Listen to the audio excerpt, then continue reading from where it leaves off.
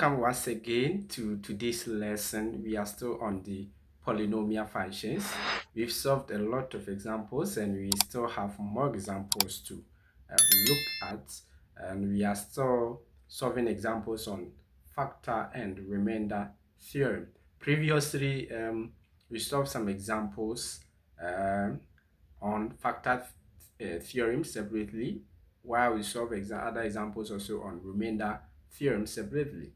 But today's lesson, we are going to solve examples that combine both factor and remainder theorem. That is what we are going to look at. There are times that you may get a question that involves both factor and remainder theorem. So all that you learned, all the ideas that you've gathered from factor and remainder theorem, you need to employ all of them there, yes, whenever a question is given to you. So this concept, as I said previously, that is very easy. Okay, so you only find it difficult when you fail to solve a lot of examples. So that is what we are going to do today. All right. Okay, so this is Maths TV. My name is Evans Okai, and I'm still your mathematics facilitator, so I will just entreat each and everyone to pay attention as we take some examples and look at how we can solve them. All right, so in this lesson, we are only going to solve some examples because we've done most of the basic things that you need when it comes to factor and remainder theorem. Okay, without wasting my time, let's try and see some examples that we have before us today. Okay, great. So for our first example, this is what we have, and in this question it says the remainder when g of x is equal to a x cubed plus b x squared plus cx minus 12 is divided by x minus 3 is 30. So what this means is that when you divide the dividend, that is the polynomial function, by the divisor, which is x minus 3, we are going to be left with a remainder of what? 30. So I know this one you can relate to those that we did previously, so you know what we are talking about. Okay, and it further says x squared minus, if f x squared minus x minus 6 is a factor of g of x, what are the values of a, b, and c? So in this case, we are going to look out for the unknown variables, which are what? The constants, which are the a, b, and what? C. That's what we are going to look at. So if you look at this question, you realize that it combines both remainder and factor theorem. Okay, so this one you need to remember all that we did. Okay, yes, and it's going to be easy, so it's not difficult. We not waste my time. Let's look at it. As I said, when questions like this are given to you, okay, all that you need to do, you need to find what the zeros of the devices. And once you find the zeros, what do? You just substitute the value of x in the polynomial function given. So without wasting my time, let's go through our solutions. Okay, so first of all, we are going to find the zeros, which is x minus 3 is equal to 0, and that gives us what? X to be 3. Okay, so as we've gotten x to be 3, what are we going to do? We only what? Going to substitute x for we are going to substitute what? 3 for x in the polynomial function. That is what we are going to do right now. So let's see how it works. Okay, great. Yes, so that is what we have. Okay, so if that's the case, then we can say that j at 3 is equal to 30, because we are saying when you divide that polynomial function by the divisor, you are going to get the remainder of what? 30. If that's the case, then we substitute the values and equate to 30, and that gives a multiplying 3 cube plus b multiplying 3 squared plus c multiplying what? 3 minus 12, which gives us what? 30. Okay, and that gives us 27a plus 9b plus 3c minus 12, which is equal to 30. Okay, and that gives us that. All right, great. So we are going to group like terms, and that is 27a plus 9b plus c 3c, which is equal to 30 plus 12, which also gives 27a plus 9b plus c is equal to 42. Good. So we have this equation. Let's see if we can reduce the numbers. We realize that we have 27, we have 9, we have 3, we have 42. So we can divide through by 3. Okay, so that's it helps us to reduce the numbers. If you have to divide each of the terms by 3, then the first one, 27 divided by 3 gives us what? 9a, and 9 divided by 3 also gives us 3b. 3 divides 3, we get 1, and then 42 divided by 3 gives us what? 14. And once we have this, we can call this what? Equation 1. Okay, yes. So this becomes our first equation. Why equation 1? Because you realize that it involves what? Three variables that we need to look at. Okay, yes. So that is how it works. Okay, once we have one equation, let's see if we can get another equation. So we are done with the remainder. Okay, so let's see the other one. Okay, which is what? The factor. Because we are saying that if x squared minus x minus 6 is also a factor, then what is it? Okay, so when you have it like this, it also works the same as what? The remainder theorem. What do? You need to find the zeros of such a factor. After that, you substitute and you equate to 0, because when we are talking about factor, it means that when you divide the dividend by a divisor, it leaves you with what? A remainder of what? 0. Okay, if that is the case, this is a quadratic expression. So if it's a quadratic expression, then we can factorize this and get our factors. We can get two factors from this. Okay, and that is x plus 3 and x minus what? 2. So these are two factors. Once we have these two factors of the quadratic expression there, then we find the zeros of these two what? Factors, the same as the remainder one. Okay, good. So if that is the case, then let's find the zeros of x plus 3, which gives us what? X minus x is equal to negative 3. Okay, then we also find the zeros of x minus 2, which also gives us what? X to be 2. So we have two zeros. Okay, we have two zeros for the quadratic expression, and that is the factor. So it means that if we substitute these two factors, we are going to get a remainder of 0.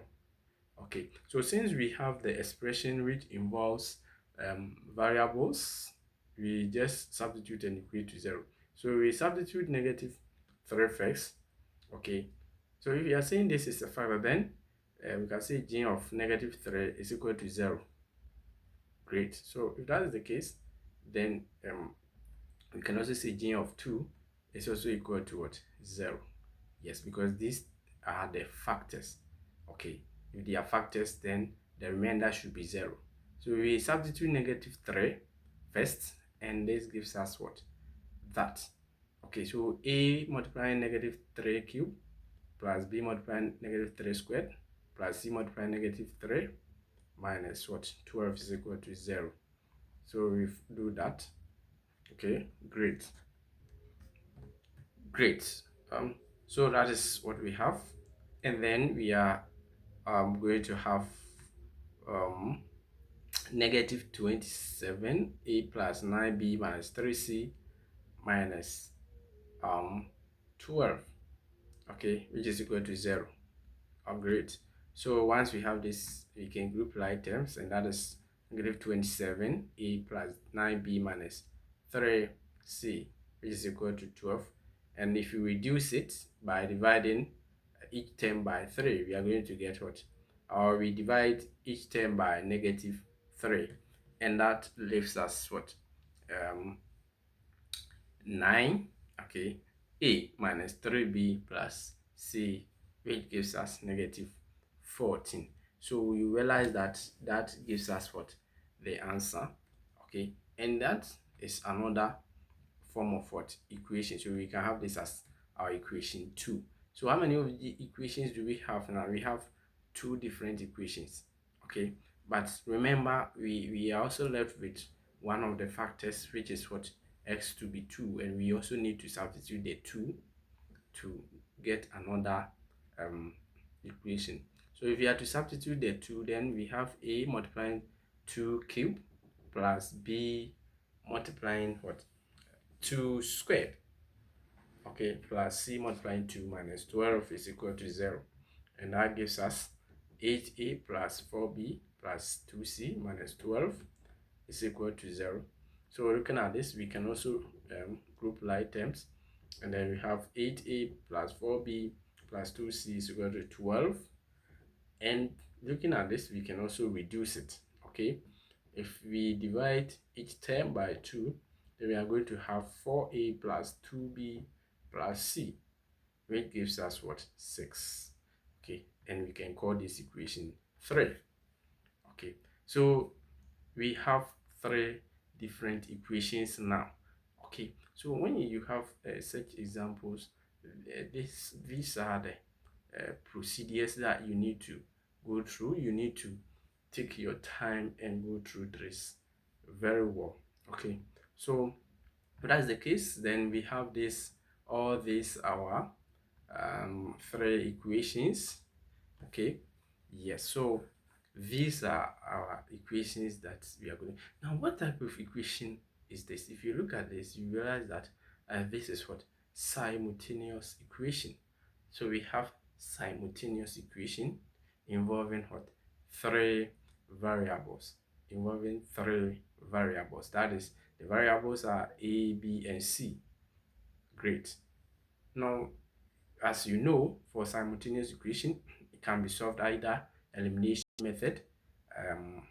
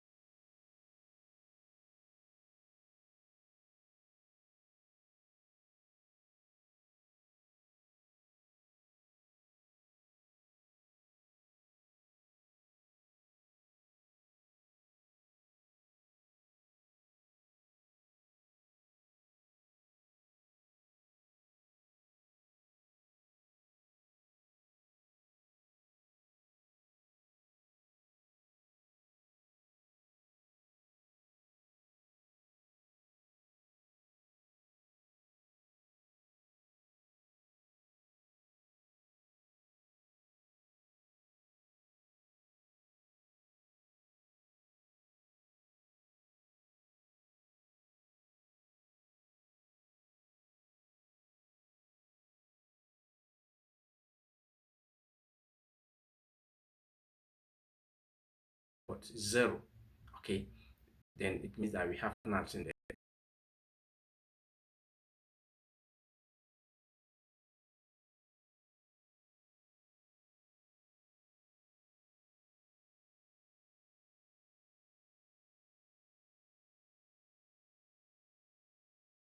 As our answer for B. Okay, so if that is the case, then we only what, substitute the B, which is 3, okay, in that equation, and we are going to have 5a minus 5 multiplying 3 is equal to negative 10, and this gives us what, 5a is equal to negative 10 plus 15, which is 5a is equal to 5. So how do we find a? Just a matter of what, dividing both sides by 5, and that gives a as what, 1. So we have also gotten one of the values. Okay, so we know that our b is 3 and our a is 1. How do we then find what, c? So once we've calculated and we are able to get two of the values, then finding the other um, variable becomes easy. What do we do? It's just a matter of substituting these two values that we have into any of the equation. You can choose equation 1, substitute 3 for B and 1 for A. You can also choose equation 2 or equation 3, whatever equation you want to choose. But I always advise students that whenever you are selecting or choosing an equation to use for the substitution, what do? You choose the ones with the smaller numbers. Okay, smaller numbers, and that becomes very easy for you. Yes, so that's it. Okay, so let's see. So I'm going to use equation 3. Okay, I'm only going to substitute the a is equal to 1 and b is equal to 3 into what, equation 3. Okay, what is my equation? This is my equation 3. Okay, good. So it means wherever I see a, I put 1 there. Wherever I see b, I put 3 there. If that's the case, then this is what I have: 4 multiplying 1 plus 2 multiplying 3 plus c, which is equal to 6. So I have 4 plus 6 plus c is equal to 6. In this case, it is very easy. So I will just go ahead and group items. Okay, so if I group items, then I'm going to get c to be what? 6 minus 10. And that gives me c as negative 4. So you see that this is very what, easy. So when you have questions like this or examples like this, you don't have to um, what, worry yourself. You don't have to be afraid. You just what, use all that we've studied, bring all the ideas that you know, and you see that you'll be able to do that. So what that you have to do is to solve more examples, and once you do that, you realize that any question given to you on polynomial functions, you'll be able to solve it. So we have gotten our values. Okay, that's the case. So we can say that therefore the values of a, b, and c are 1, 3, and 4 respectively. Good. So that's it. Okay, all right. So my dear students or learners, I'll entreat each and everyone to solve more examples, and once you solve more examples, you realize that you can solve every question. Okay, if that's the case, then we shall end here and continue next time. All right, good. So in our next video, we are going to look at the last part of polynomial functions, and that is going to be the application, real life what applications. Okay, the usefulness of polynomial functions in our daily lives. That's what we are going to do in our next video. Okay, now my name is Evans Okang. I'm still your mathematics facilitator.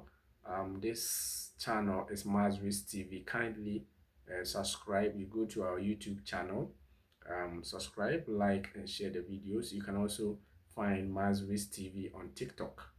Okay, kindly subscribe, like our videos, and share. So we shall meet next time. Bye bye.